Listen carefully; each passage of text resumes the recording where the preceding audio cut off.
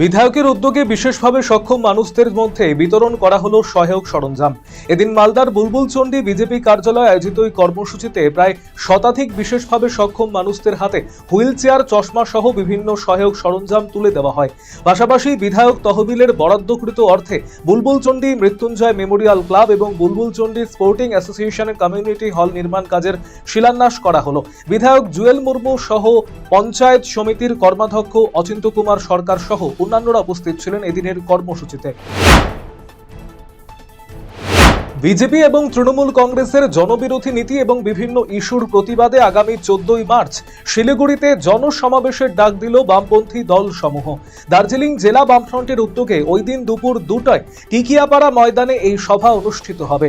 এদিন অনিল বিশ্বাস ভবনের সাংবাদিক বৈঠক করে জানান সিপিআইএম-এর দার্জিলিং জেলা কমিটির সম্পাদক সমন পাঠক। পূর্ব মেদিনীপুর জেলার ময়নায় বিজেপি নেতা বিজয় কৃষ্ণ ভূঁইয়া খুনের ঘটনায় সদ্য বিজেপি থেকে তৃণমূলে আসা চন্দন মণ্ডলকে এবারে নোটিশ ধরালো এনআইএ। ভোটের মুখে রাজনৈতিক চক্রান্ত দাবি তৃণমূল কংগ্রেসের।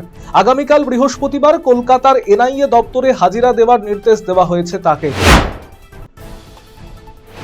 বসন্ত উৎসবের মধ্য দিয়ে বুধবার গাজলের কুলিপুকুর প্রাথমিক বিদ্যালয়ে বাৎসরিক অনুষ্ঠান অনুষ্ঠিত হলো। এদিনের অনুষ্ঠানে উপস্থিত ছিলেন মালদা জেলার ডিপিএসসির চেয়ারম্যান বাসন্তী বর্মন, দেওতলা গ্রাম পঞ্চায়েতের প্রধান বিবেক রায়, বিদ্যালয়ের প্রধান শিক্ষক মানিক কুণ্ডু, পঞ্চায়েত সদস্য রেবিকা সুলতানা সহ অন্যান্যরা। এদিনের অনুষ্ঠানে মনোজ্ঞ সাংস্কৃতিক অনুষ্ঠানে নাচে গানে অংশ নেয় খুদে পড়ুয়ারা। কাপালি ও বৈশ্য কাপালি সমাজের প্রাণপুরুষ স্বর্গীয় রামগতি সরকারের প্রয়াণ দিবস পালিত হল রায়গঞ্জে। বুধবার যথাযথ মর্যাদা সহকারে রামগতি সরকারের 96তম প্রয়াণ দিবস উপলক্ষে পদযাত্রা এবং মেগা সমাবেশের আয়োজন করা হয়। এদিন সকালে রায়গঞ্জ শহরে একটি পদযাত্রা অনুষ্ঠিত হয় সংগঠনের পক্ষ থেকে। রায়গঞ্জের শিলিগুড়ি মোড় থেকে শুরু হয় পদযাত্রা, বিধান মঞ্চের সামনে গিয়ে শেষ হয়। মঞ্চে অনুষ্ঠিত হয় মেগা সমাবেশ।